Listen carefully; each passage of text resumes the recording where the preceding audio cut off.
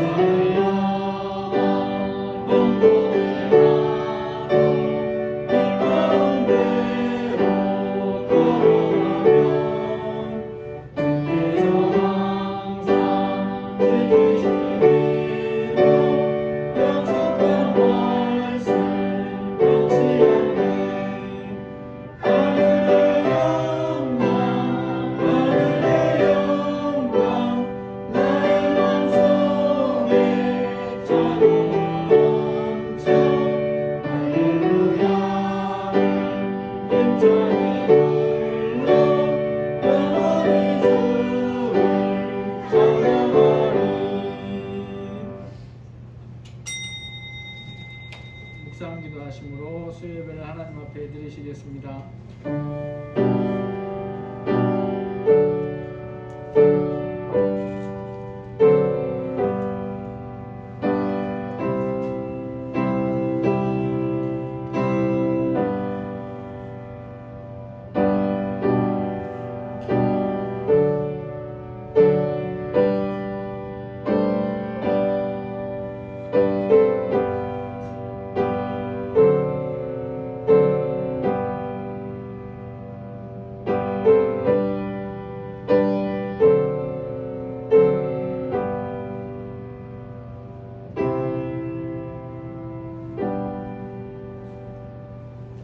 사도신경으로 신앙 고백하시겠습니다.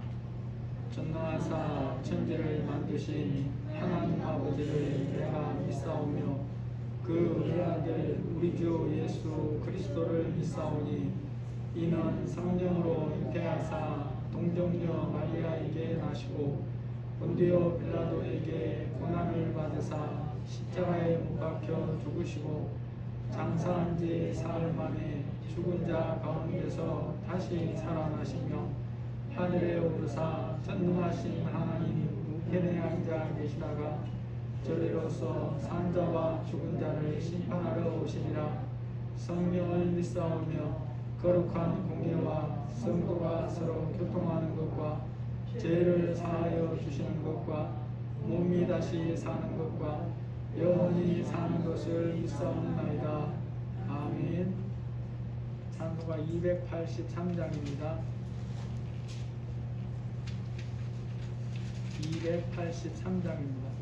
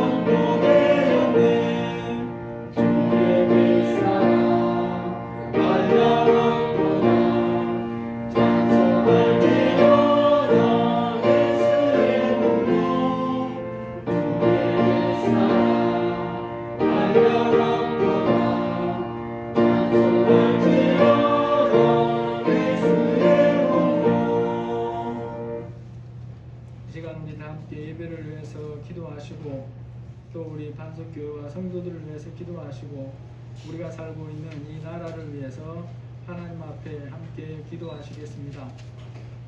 하나님 감사합니다. 저희들을 불쌍히 여겨주셔서 또이 성경을 허락해 주시고 안전하게 지켜주셔서 감사합니다. 우리 성도들 어디 있든지 불쌍히 여겨주시고 주님의 은혜로 주시면서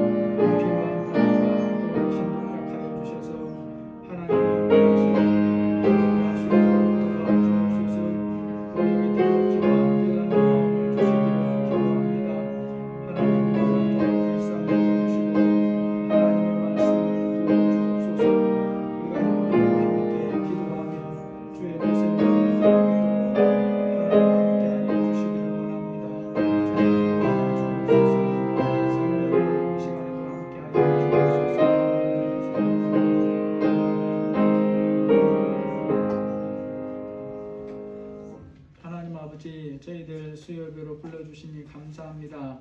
설교관에도 하나님이 지켜주신 것을 감사합니다. 이 시간 주님이 기뻐하는 예배드리게 하여 주시고 우리의 마음과 생각들을 주님이 다스려 주옵소서. 아버지 하나님, 이 나라를 사랑하시고 이 날까지 인도해 주신 것 감사합니다. 또 대통령 선거가 점점 다가오고 있는데 하나님, 아무리 봐도 주님의 마음에 합한 자는 없어 보이지만 그래도 또 하나님 허락하신 나라에서 또 하나님 법을 인정하시고 법 속에서 또 살아가게 하시는 하나님, 우리에게 주어진 주권들을 포기하지 아니하고 조금이라도 더 아버지의 뜻을 이룰 자를 기도하며 하나님께 또 구하는 저희들이 다 되기를 원합니다. 아합같이 악하게 쓰임받는 자가 아니라 작은 일이라도 고레스같이 선한 일에 쓰임받을 자를 세워주시기를 기도합니다. 세상의 기준에 의해서 분별하지 않게 도와주시고 하나님의 말씀을 따라서 이 땅에 예수 믿는 자들이 특별히 아버지 앞에 기도하며 깨어서 아버지의 뜻을 이루는 일에 쓰임받게 하여 주시옵소서. 이 시간 예배하러 모였사오니 우리의 마음과 생각들을 주님이 주장해 주옵소서. 예수님의 이름으로 기도합니다. 아멘. 하나님 말씀 누가복음 5장 36절에서 39절입니다.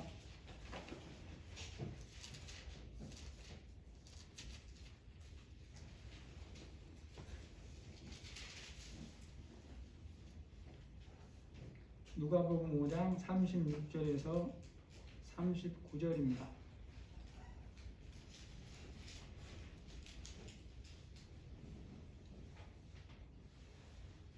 또 비유하여 이르시되 새 옷에서 한 조각을 찢어 낡은 옷에 붙이는 자가 없나니 만일 그렇게 하면 새 옷을 찢을 뿐이요 또 새 옷에서 찢은 조각이 낡은 것에 어울리지 아니하리라. 새 포도주를 낡은 가죽부대에 넣는 자가 많으니 만일 그렇게 하면 새 포도주가 부대를 터뜨려 포도주가 쏟아지고 부대도 못쓰게 하리라. 묵은 포도주를 마시고 새 포도주는 새 부대에 넣어야 할 것이니라. 묵은 포도주를 마시고 새 것을 원하는 자가 없나니 이는 묵은 것이 좋다 함이니라. 아멘. 모든 나라는 크기에 따라 다르지만 대통령제는 대통령이 바뀌면 기본적으로 바뀌게 되는 그런 공무원들이 있습니다. 그게 잘못된 게 아니고 국가가 법으로 보장을 하고 있어요. 우리나라만 해도 대통령이 임명하고 면직하는 임명권을 행사하는 자리가 무려 7,000명이 넘습니다. 물론 부서장에게 위임하는 경우가 많지만 법적으로 대통령이 그러한 권한을 가지고 있어요. 뿐만 아니라 공식적인 언급은 법에는 없어도 국가가 영향력을 가진 공기업이나 각종 위원회 등에도 수많은 자리들이 있습니다. 그런 자리에도 다 대통령이 영향을 미칠 수 있어요. 대통령이 출마해서 당선 가능성이 보인다고 하면 수많은 사람들이 돕겠다고 나서죠. 부르지 않아도 막 자원해서 옵니다. 그런 사람들이 대통령이 돈을 주겠습니까? 후보자가 안 주겠습니까? 돈 안 줍니다. 돈이 어디서 있어 주겠어요? 옛날에 정주영 같은 사람이나 돈이 있어서 주지 돈을 못 줘요. 오히려 그 사람들이 후원금 내면서 그렇게 자신도 써달라고 요청을 해요. 왜 그러겠습니까? 바로 앞에서 말씀드린 대통령이 임명권을 가진 자리가 영향력을 미칠 자리가 그렇게 많기 때문에 그래요. 우리나라 규모만 해도 어마어마한 사람들이 있어요. 그래서 선거에서 이기기만 하면 그런 자리 중에 하나를 자기가 차지할 수 있다고 생각이 들기 때문에 그렇게 하는 거예요. 새 대통령에게 나라가 법적으로 그렇게 많은 임명권을 주는 이유가 어디에 있느냐? 새 사람으로 일할 수 있게 하기 위함이다 라는 거죠. 예수님을 알지 못하다가 복음을 듣고 예수님을 믿으면 하나님의 자녀가 되죠. 물론 이것은 하나님의 은혜로 되어진 일입니다. 그러면 그 후에는 어떻게 살아야 되느냐라는 것이 오늘 살피는 본문의 중요한 교훈 중에 하나입니다. 당연한 말이지만 믿기 이전과 같은 모습으로 살 수가 없죠. 믿기 이전과 다른 모습, 새로운 삶을 살아야 된다라는 거죠. 하나님의 자녀가 된 사람답게 말씀을 따라서 새로운 삶을 살아라 라고 말씀하는 거예요. 시간 우리가 이런 부분에서 생각해 봐야 될 부분이 이제 이런 변화는 하면 좋은데 하지 않아도 뭐 그냥 대충 살 수 있는 그런 모습이 아니라라는 것을 아는 게 중요합니다. 그리스도인이 된 후의 삶이 믿기 이전과 다르게 하나님이 원하시는 모습으로 변화되어 가야 하는 것에 대해서 오늘 본문에서 한 절로 말하는 게 38절입니다. 우리 38절을 우리 같이 한번 읽어보겠습니다. 새 포도주는 새 부대에 넣어야 할 것이니라. 여러분, 예수 믿은 후에 삶이 이렇게 새로워져야 하는 이유는 뭘까요? 이유부터 알아야 그렇구나 라고 애를 쓰게 됩니다. 가장 중요한 것은 다른 사람을 위해서가 아니라 누구를 위해서입니까? 자신을 위해서다라는 거죠. 자신을 위해서다. 그의 영적인 신분이 예수님을 믿어서 하나님의 자녀로 바뀌었기 때문에 신분에 맞는 사람으로 살기 위해서는 반드시 이 가치관과 세계관이 새롭게 되어 가야 된다라는 거예요. 하나님의 자녀가 영적으로 예수님 믿어 하나님의 자녀가 되기는 했는데 가치관을 하나님 말씀에 맞게 바꾸어 가지 않으면 어떤 모습이 되겠습니까?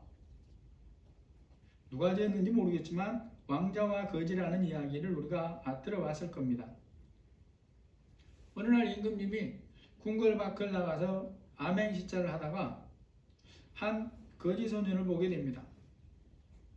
너무나 불쌍해서 임금이 데리고 와서 왕자들과 같이 생활하도록 왕자로 삼겠다고 신하들에게 공포를 했어요.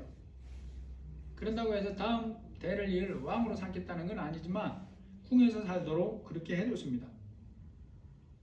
이제 소년은 그 신분이 더 이상 거지가 아니라 왕자의 신분이 됐죠. 그래서 여기저기 찢어져 누더기가 된 옷을 벗고 화려한 장식과 좋은 옷감으로 만든 왕자의 옷을 입었어요. 식사도 이제 구걸하지 않아도 되고 질 좋은 음식을 마음껏 먹게 됐어요. 그런데 이 왕자가 된 소년은 자신이 거지가 아니라 왕자라는 사실을 믿을 수가 없었어요. 모든 환경이 소년에게 너무나 급작스럽게 변하니까 받아들이기가 쉽지가 않았던 거죠. 아침이 되니까 소년이 급히 일어나더니 밖으로 나가려고 합니다. 그러자 시중들 된 신하가 당황하면서 물어요. 왕자님 어디 가려고 합니까? 그러니 대답을 그랬대요. 사실은 저 위쪽에 있는 다리 밑에 가면 제가 세수할 곳이 있답니다. 여러분이 얼마나 황당한 말이에요. 자신의 신분이 거지라는 생각에서 벗어나지 못했어요. 가치관을 왕자의 가치관으로 바꾸지 않았어요. 가치관이 바뀌지 않으면 변화된 삶을 살 수가 없는 겁니다. 이 왕자가 왕자다운 삶을 살려면 가장 먼저 생각부터 바꾸어야 돼요. 이전의 삶을 버려야 되는 것입니다. 물론 이것이 당장은 어색하고 자기의 입장에서는 어려울 수도 있어요. 하지만 이 과정을 거쳐야 놀라운 삶을 자기 것으로 삼고 살아갈 수가 있는 것입니다. 예수님을 믿어서 신분이 하나님의 자녀로 바뀐 사람이면 이후의 삶을 변화되게 살아야 하는 첫 번째 이유도 바로 여기에 있습니다. 변화된 신분에 맞게 생각을 바꾸고 삶을 바꾸는 것은 다른 사람을 위한 게 아니고 그 사람을 위해서 그런 거예요. 그래야 하나님이 그에게 주시려고 하는 것들, 하나님이 계획하시고 함께 하시는 놀라운 삶을 시작하고 그러한 삶을 계속해서 살아갈 수가 있게 된다는 것입니다. 그러므로 이것은 누가 강제하라고 해서 되는 부분이 아닙니다. 물론 교회나 목사가 그렇게 해야 된다고 건면하고 그렇게 공부도 하고 그렇게 하죠. 근데 이게 다 누구를 위해서 하겠습니까? 다 그 사람을 위해서 한다는 것을 우리가 알아야 됩니다. 다른 사람이 아니라 예수님을 믿고 살기를 시작한 자신의 앞날을 위해서 변화되어 가야 되는 거예요. 그래야 나를 향하신 하나님의 뜻이 이루어지는 삶을 살게 된다는 것입니다. 그렇지 않으면 맨날 아침마다 일어나서 저기 다리 밑에 세수하러 가려고 하는 이 왕자가 된 거지 소년하고 같게 되는 거예요. 우리의 가치관이 변화되고 삶이 변화되지 않으면 하나님의 놀라운 계획을 거기에 담을 수가 없게 된다는 것을 알아야 돼요. 하나님이 그를 통해 이루려고 하는 놀라운 인생의 복된 삶은 언제 시작되냐? 예수 믿으면서부터 시작되지만 실제로는 믿은 이후에 그 예수님과 어떤 관계를 가지고 사느냐에 따라 달려있다는 걸 기억해야 됩니다. 또 한 가지 중요한 사실을 기억해야 될 것이 있습니다. 그렇게 새로운 삶으로 변화되는 그런 사람이 되어가는데 이것이 자신의 굳은 결심과 노력만으로 그렇게 해라 라고 말씀하지 않는다는 거예요. 물론 우리가 노력해야 됩니다. 애도 써야죠. 그런데 자기 힘만으로 이렇게 변화되어 갈 수 있는 게 아니라는 것입니다. 사람들이 뭔가 실천하는 데 있어서 실천하는 힘이 어느 정도 작은가를 보여주는 말로 작심삼일이라는 말이 있잖아요. 무엇을 굳게 결심을 했는데 3일을 넘기는 것이 쉬운 일이 아니어서 그런 말들이 나온 걸 겁니다. 여러분, 굳게 실천을 결심하고 시작했는데 왜 다 포기할까요? 능력의 한계 때문에 그래요. 하나님이 기뻐하시는 삶으로의 변화도 마찬가지입니다. 어떤 사람은 굳게 결심하고 좀 길게 가고 어떤 사람은 좀 적게 가고 그러지만 결국 사람의 힘만으로는 이것을 이룰 수가 없습니다. 결심한 것을 지속적으로 실천하고 사는 면에서 우리가 꼭 기억해야 될 것이 바로 또한 이 부분이다 하는 거죠. 하나님께서 우리를 도와주심으로 그렇게 살아라 라고 하는 거예요. 이사야 41장 8절 이하에 보시면 나의 종 너 이스라엘아, 내가 택한 야곱아, 나의 벗 아브라함의 자손아, 두려워하지 말라. 내가 너와 함께 함이라. 놀라지 말라. 나는 내 하나님이 됨이라. 내가 너를 굳세게 하리라. 참으로 너를 도와주리라. 참으로 나의 의로운 오른손으로 너를 붙들리라 라고 말씀을 합니다. 여러분, 이 말씀을 1차적으로는 이스라엘, 야곱의 자손은 아브라함의 후손을 말하고 야곱의 후손에게만 해당이 돼요. 그런데 예수님 이후에는 예수님을 믿는 우리도 포함이 돼요. 갈라디아서 3장 8절에 보니까 하나님이 이방을 믿음으로 말미암아 의로 정하실 것을 성경이 미리 알고 먼저 아브라함에게 복음을 전하되 모든 이방인이 너로 말미암아 복을 받으리라 하였느니라. 이는 그리스도 예수 안에서 아브라함의 복이 이방인에게 미치게 하고, 이런 분명한 하나님의 약속의 말씀이 있기 때문에 핏줄로 아브라함의 후손이 아니어도 우리도 믿음으로 아브라함의 후손에 포함이 되고 약속의 대상이 된다는 것입니다. 그래서 우리가 또한 이 하나님의 약속을 믿는 거예요. 나는 내 하나님이 됨이라. 내가 너를 굳세게 하리라. 참으로 너를 도와주리라. 나의 의로운 오른손으로 너를 붙들리라 라고 하는 이 약속의 말씀이 우리에게도 동일하게 적용이 되더라 라는 거죠. 그래서 여러분, 그리스도인은 자신의 힘만으로 가치관을 바꾸고 삶이 변화되어 가고 마침내 하나님이 원하시는 아름다운 모습으로 성장해 가야 되는 그런 게 아니라는 것을 우리가 알아야 되더라 라는 거죠. 성령 하나님이 우리와 함께 하시는 것입니다. 나를 혼자 두지 아니하고 내가 믿는 예수님이 나와 함께 하신다 라는 거죠. 그러면 믿는 자가 할 일은 뭐겠습니까? 주님의 이끄심에 믿음으로 순종하면서 하루하루를 걸어가는 것입니다. 내일은 모르는 거예요. 내일을 염려하지 말라고 하신 말씀을 믿고 내일을 하나님께 맡기고 오늘을 믿음으로 걷는 것입니다. 우리는 참 능력이 없는데 이런 면에서 능력이 굉장히 뛰어나요. 그래서 앞날에 대해서 계산을 다 해보고 염려를 하고 막 이런 일들을 많이 해요. 그러나 그렇게 염려한다고 해서 우리가 뭘 할 수 있는 게 있느냐? 없어요. 그러니까 하나님이 뭐라 그래요? 너희가 염려함으로 너희 머리카락 하나를 희게 할 수 있느냐? 없습니다. 그런데도 염려는 놓지 못하는 경우들이 너무 많다라는 거죠. 예수님이 이끄시는 모습으로 변화되어 가므로 그의 삶에 일어날 놀라운 일들을 기대하는 것이, 아는 것이 너무 중요합니다. 하나님이 하실 일이 이러하다는 것을 알아야 돼요. 요한복음 14장 20절 이하에 보니까 그 날에는 내가 아버지 안에 너희가 내 안에 내가 너희 안에 있는 것을 너희가 알리라. 나의 계명을 지키는 자라야 나를 사랑하는 자니 나를 사랑하는 자는 내 아버지께 사랑을 받을 것이요 나도 그를 사랑하여 그에게 나를 나타내리라 라고 말합니다. 여러분, 세상에서 아무런 수고도 없이 원하는 무언가를 얻는 경우는 없어요. 물론 수고함이 없어도 얻는 것들이 있을 수는 있는데 그러한 것들 중에 가치 있는 것은 찾아보기 어렵습니다. 아니면 너무 가치가 커서 계산이 안 되는 그런 것만 아무런 노력 없이 얻을 수 있어요. 공기, 산소 이런 것들은, 태양, 비 이런 것들은 너무 가치가 크니까 우리가 돈 주고 안 사고 하나님은 거저 주지요. 그런데 그런 거 외에는 사람들 세계에서는 뭔가 가치 있어 보이는 것은 다 대가를 지불하고 수고를 해야 얻을 수가 있어요. 우리가 이런 부분에서 바르게 알아야 된다는 것입니다.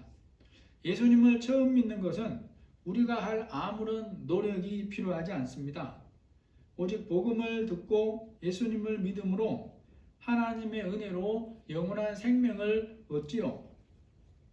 그런데 이것이 끝이 아니라는 것을 우리가 항상 기억하고 살아야 된다는 거예요. 믿은 이후에 믿음을 가지고 사는 삶은 나는 아무것도 안 하는데 하나님이 자동으로 다 알아서 해주지 않습니다. 믿음으로 성장해 가는 사람에게 하나님이 놀라운 약속을 주신다는 것을 우리가 기억해야 된다는 거죠. 그래서 말씀합니다. 그날에는 너희가 내 안에, 내가 너희 안에 있는 것을 너희가 알게 하리라.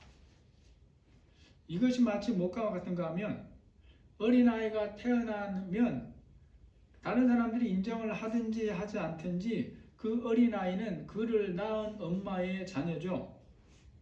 엄마는 그것을 다 알아요. 하지만 어린아이 입장에서는 그것을 모릅니다. 자신이 엄마를 인식하게 되기까지는 일정한 정도 자라야 돼요. 전혀 자라지 않았는데 아이가 엄마를 자기 엄마로 인식한다, 그런 일은 있을 수가 없어요. 예수님을 알아가는 부분에 있어서도 똑같지는 않지만 이와 비슷한 면이 있어요. 예수님을 분명하게 믿고 믿음으로 시작했어도 그 예수님이 인격적으로 주님이 원하시는 만큼 선명하게 확인되지 않습니다. 성장의 시간이 되어 있어 지나가고 그동안에 하나님의 말씀을 점점 배울 것을 배워가고 그러면서 믿음이 성장해 가면서 성경이 원하고 말씀하는 만큼 내가 예수님을 인격적으로 알 수 있는 거예요. 그러니까 예수님을 50년을 믿어서도 이러한 알미 없는 사람들이 의외로 굉장히 많아요. 예수님이 어떤 분입니까? 설명을 못해요. 설명 못한다고 믿음이 다 없는 건 아니지만 그러나 자기가 믿는 것은 설명할 수 있어야 돼요. 성경이 말하잖아요. 너희에게 묻는 것에 대해서 뭘 준비하라 그랬습니까? 대답할 것을 준비하라 그랬어요. 그 말이 뭔 말이겠습니까? 이웃 사람이 물어보면 대답해 준다는 그런 의미도 있지만 그 이전에 너희가 뭘 믿고 있는지 스스로에게 대답해 줄 수 있는 말이 있어야 되는 거예요. 그러니까 진리를 알아가기 힘써야 되고 예수님을 알아가기 힘써야 되는 것입니다. 그런 자에게 어떤 때가 오느냐?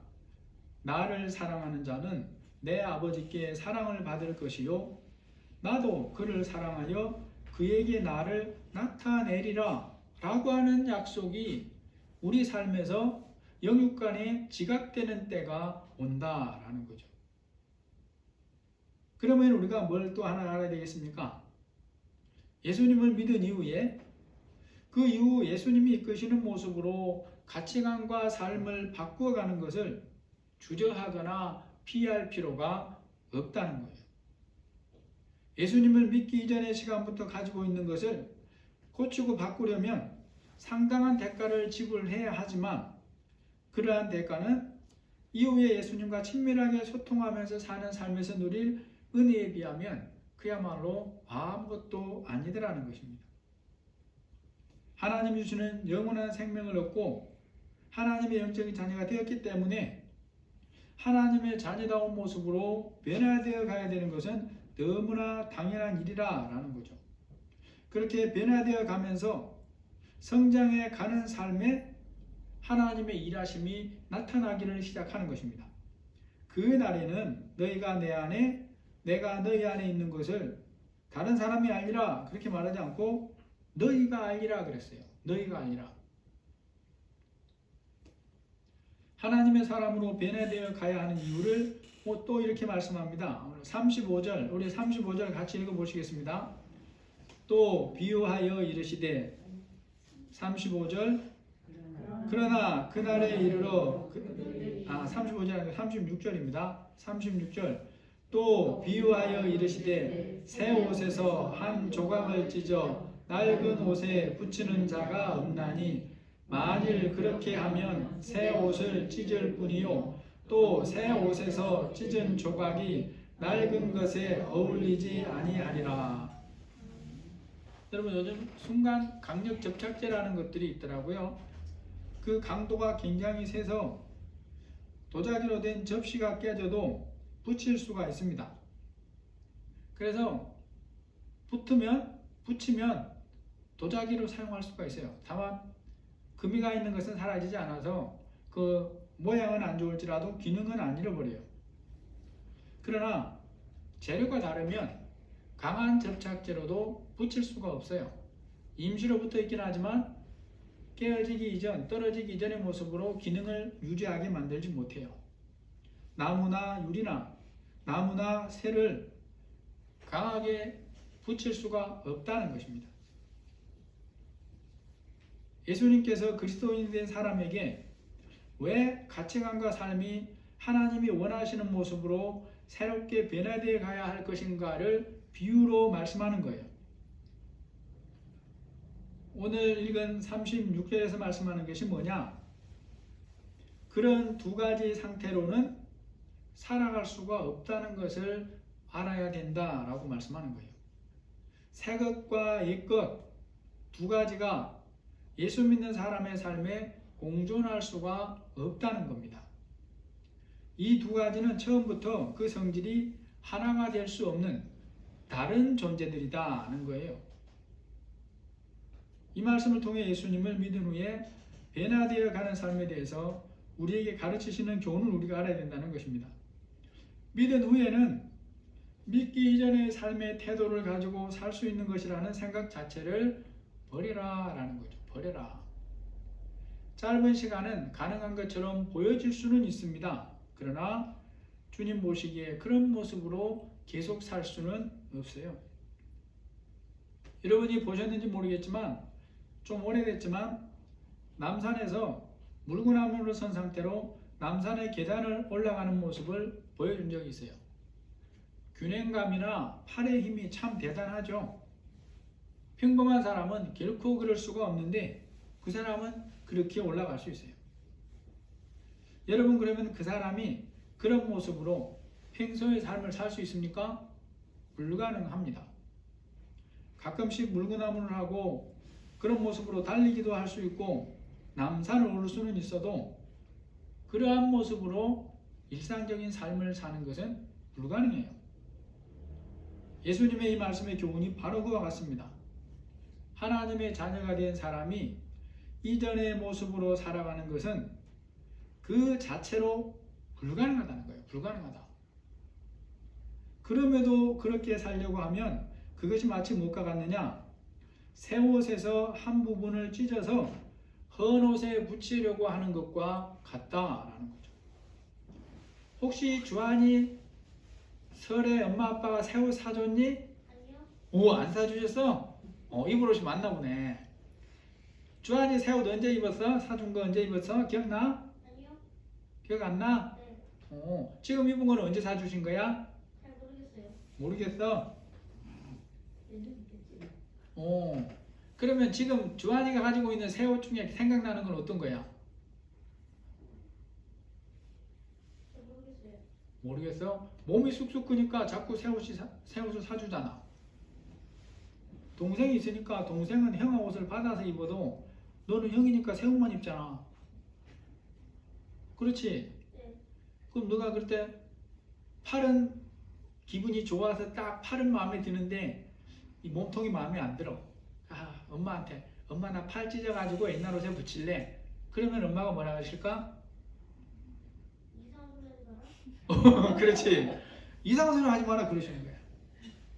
지금 예수님이 그 말씀 하시는 거예요. 너가 예수님을 믿었는데 그 예수님이 믿어서 하나님의 자녀가 된 너가 그것을 그대로 예수님이 원하시는 모습으로 성장해 가는 것을 싫어해서 거기서 한 가락 찢고 그리고 옛날 안 믿던 모습으로 살던 게 좋아서 거기서 한 가락을 찢어서 붙여가지고 하나를 만들려고 하는데 그런 이상한 행동 하지 마라 이거죠. 그러면 새 옷도 찢어지고 헌 옷도 찢어지고 두 가지 다 버리게 되는 것입니다. 새 옷으로 사용하는 방법은 한 가지뿐이에요. 찢어서 다른 것에 붙이지 말고 새 옷 그대로 입어야 되는 것입니다. 예수님을 믿은 후에 우리의 가치관과 삶이 예수님 말씀 따라 변화되어 가야 되는 또 다른 이유가 있어요. 오늘 37절에 보니까 새 포도주를 낡은 가죽 부대에 넣는 자가 없나니 만일 그렇게 하면 새 포도주가 부대를 터뜨려 포도주도 쏟아지고 부대도 못쓰게 되리라. 이러한 말씀은 우리에게는 좀 익숙하지 않지만 그 당시 사람들에게는 아주 익숙한 얘기예요. 당시에는 포도주를 보관하는 중요한 그릇 중에 하나가 나무로 된 것도 있지만 동물의 가죽으로 만든 부대입니다. 새로 짠 포도주는 반드시 새 부대에 담아야 돼요. 새 부대에 담는 것은 헌 부대가 더러워져서 그런 것이 아닙니다. 헌 부대는 굳어져 가지고 늘어나는 신축성이 없어서 새로 만든 포도주가 발효되는 늘어나는 것을 감당을 못하는 거예요. 그러니까 이거는 굳이 설명할 필요도 없는 그 사람들에게는 당연한 일이에요. 그럼에도 어떤 사람이 고집을 부리면서 지금 보기에 멀쩡하니까 새 포도주를 헌 가죽 부대에 넣어 놓으면 어떻게 되냐 이 말이죠. 잠시 동안은 견디는 것 같지만 얼마 가지 못하고 부대가 터져서 부대도 버리고 포도주도 버린다라는 거예요. 예수님의 비유는 굉장히 쉽습니다. 어떤 거는 이 비유에서 헌 부대는 뭐냐? 유대인들이 가지고 있는 기존 가치관이에요. 그들이 가지고 있는 율법과 그에 따른 가치관과 생활을 말해요. 또 율법의 조상들이 붙여놓은 전통 부분을 뺀다 하더라도 그것은 여전히 율법입니다. 예수님이 오신 후에는 율법을 지킴으로는 구원을 얻을 수가 없어요. 예수님을 믿어도 구원 없고 율법을 지켜도 구원 없고 그런 게 아니라는 것입니다. 예수님이 말씀하시는 새 포도주는 뭐냐? 예수님이 이루신 십자가 복음이죠. 그래서 예수님이 십자가를 지심으로 이루신 복음이 새 포도주라면 율법은 묵은 포도주다는 거예요. 그래서 예수님의 복음을 낡은 율법이라는 틀에 가둘 수가 없다라는 것입니다. 구원의 확장이라는 면에서 이 복음이 율법 자체를 완전하게 깨뜨리고 대체하는 거예요. 예수님이 복음으로 유대인만 구원하려고 오신 것이 아니에요. 요한복음 10장 16절에 보면 또 이 우리에 들지 아니한 다른 양들이 내게 있어 내가 인도하여야 할 터이니 그들도 내 음성을 듣고 한 무리가 되어 한 목자에게 있으리라. 이제 우리가 또 한 가지 알아야 될 게 있습니다. 묵은 포도주에 비유되는 율법을 붙들고 살아온 유대인들이 그 묵은 포도주에 대해 가진 생각을 예수님의 말씀을 따라 바꾸는 것이 쉬운 일일까라는 거죠. 쉽지가 않아요. 그것이 59절 말씀이에요. 묵은 포도주를 마시고 새 것을 원하는 자가 없나니 이는 묵은 것이 좋다 함이라. 여러분 포도주 자체로만 보면 새 포도주가 맛있겠습니까? 묵은 포도주가 맛있겠습니까? 묵은 포도주가 맛있어요. 다시 말하면 예수님이 새 포도주를 주셔도 유대인들이 새 포도주인 복음보다 묵은 포도주인 율법을 더 좋아하게 여긴다라는 거예요. 근데 이거는 그들에게는 그렇고 우리도 마찬가지예요. 예수를 믿었어도 이전에 우리 몸이 기억하고 있는 믿기 이전의 생활들이 더 좋아요. 더 익숙하니까. 여러분, 우리가 이렇게 새술은 새부대에 담아야 한다는 교훈을 우리 삶에는 어떻게 적용해야 되냐라는 것입니다. 믿는 우리에게 묵은 포도주 같은 것이 뭐냐는 거예요. 항상 점검하고 살피면서 살아야 될 것이 육신의 습관이라고 하는 부분입니다. 다시 말해서 본성이라고 하는 부분이 우리에게 있다는 것을 기억해야 돼요. 우리 안에는 항상 본능, 본성 같은 것들이 있어요. 그리고 이 본성은 말씀과는 반대되는 것을 따르려고 합니다. 예수님이 우리 안에 본성처럼 들어있는 것이라는 것에 대해서 마가복음 7장 20절 이하의 말씀을 해요. 사람에게서 나오는 그것이 사람을 더럽게 하느니라. 속에서 곧 사람의 마음에서 나오는 것은 악한 생각, 곧 음란과 도둑질과 살인과 간음과 탐욕과 악독과 속임과 음탕과 질투와 비방과 교만과 우매함이니 이 모든 악한 것이 다 속에서 나와서 사람을 더럽게 하느니라. 여러분, 이것은 우리를 너무나 잘 아시는 예수님이 하시는 말씀이에요. 믿는 우리에게도 내 안에도 이미 기본으로 탑재가 되어 있어요. 그런데 이러한 것들을 밖으로 내보내면서 살면 이렇게 됩니다. 마태복음 12장 36절 이하에 내가 너희에게 이르노니 사람이 무슨 무익한 말을 하든지 심판날에 이에 대해서 신문을 받으리니 내 말로 의롭다함을 받고 내 말로 정죄함을 받으리라. 아주 조심해야 돼요. 우리는 말이라는 것을 자기와 다른 사람에게 기준이 다르게 말하면 안 돼요. 너무너무 중요한 말이에요. 야고보서 3장 6절에 보니까 혀는 곧 불이요 불의의 세계라. 우리 지체 중에서 온몸을 더럽히고 삶의 수레바퀴를 불사르나니 그 사르는 것이 지옥불에서 나느니라. 우리 혀가 지옥불처럼 될 수도 있다라는 말을 해요. 그래서 예수를 믿어 복음의 세수를 받아들인 사람은 어떻게 하라는 것이냐 보니까 내 육신의 본성이 밖으로 나오지 않도록 말씀과 성령으로 도우심을 입으며 다스리면서 살아야 된다라고 말씀합니다. 시편 141편 3절에 보면 여호와여 내 입에 파수꾼을 세우시고 내 입술의 문을 지키소서. 저는 여러분의 입술에 성령의 파수꾼을 세워달라고 기도해야 돼요. 또 사람은 그 안에 쌓은 것을 밖으로 내보내게 되어 있다고 하나님이 말씀하시니까 우리가 내 안에 선한 것을 채우기를 힘써야 돼요. 마태복음 12장 34절 이하에 보면 너희는 악하니 어떻게 선한 말을 할 수 있느냐. 이는 마음에 가득한 것을 입으로 말합니다. 선한 사람은 그 쌓은 선에서 선한 것을 내고 악한 사람은 그 쌓은 악에서 악한 것을 내느니라. 가치관에서 변화되어 가고 옛사람의 습성이 완전히 없어지는 것은 우리 삶에서 불가능하다는 것도 알아야 됩니다. 우리가 예수님을 믿어도 예수님 앞에 설 때까지 이 두 가지가 같이 들어있어요. 그래서 분별하면서 절제하며 살아야 돼요. 로마서 7장 22절에 보면 내 속사람으로는 하나님의 법을 즐거워하되 내 지체 속에서 한 다른 법이 내 마음의 법과 싸워 내 지체 속에 있는 죄의 법으로 나를 사로잡는 것을 보는도다. 그러니까 어떤 믿음이 성장한 사람도 한쪽이 완전히 다 해결된 사람은 아무도 없어요. 예수님만 그런 게 가능합니다. 그러니까 우리는 이 땅에 있는 동안 항상 누구를 의지해야 됩니까? 성령님을 의지해야 돼요. 그래서 로마서 8장 26절에 보면 성령도 우리의 연약함을 도우시나니 우리가 마땅히 빌바를 알지 못하나 오직 성령이 말할 수 없는 탄식으로 우리를 위하여 친히 간구하시느니라 라고 우리에게 도울 자를 알려줍니다. 오늘 결론입니다.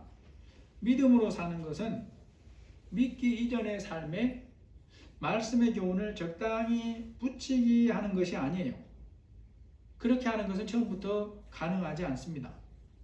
새 옷에서 한 조각을 찢어 낡은 옷에 붙이는 자가 없나니 만일 그렇게 하면 새 옷을 찢을 뿐이요.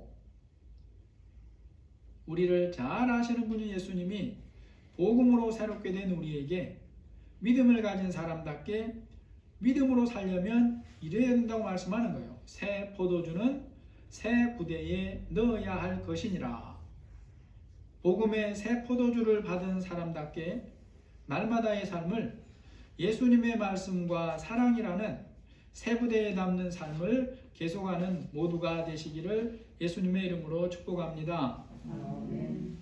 하나님 아버지, 예수님이 우리의 놀라운 계획을 가지고 계시고 그 삶을 펼쳐가는 인생을 살게 하시려고 우리를 하나님의 자녀로 불러주신 것을 감사합니다. 그럼에도 우리가 예수님을 믿었는데 이후의 삶은 이전의 삶에서 가져오고자 하는 것들이 우리 마음에 계속 있습니다. 우리 몸에 본능처럼 입혀져 있는 것들이 있습니다. 우리 힘만으로는 할 수 없다는 것을 고백하오니 성령님이 함께하여 주셔서 우리가 가치관을 바꾸어가고 예수님의 말씀을 받아들이는 삶을 계속할 수 있도록 새 힘을 부어 주옵소서. 예수님의 이름으로 기도합니다. 아멘. 찬송가 312장입니다.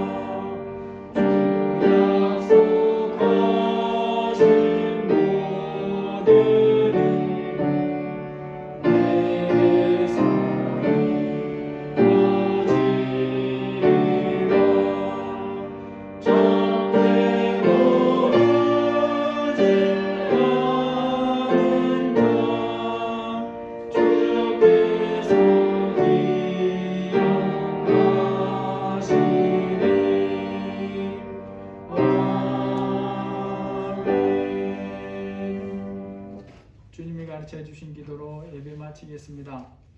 하늘에 계신 우리 아버지여, 이름이 거룩히 여김을 받으시오며 나라가 임하옵시며 뜻이 하늘에서 이루어지는 것 같이 땅에서도 이루어지이다.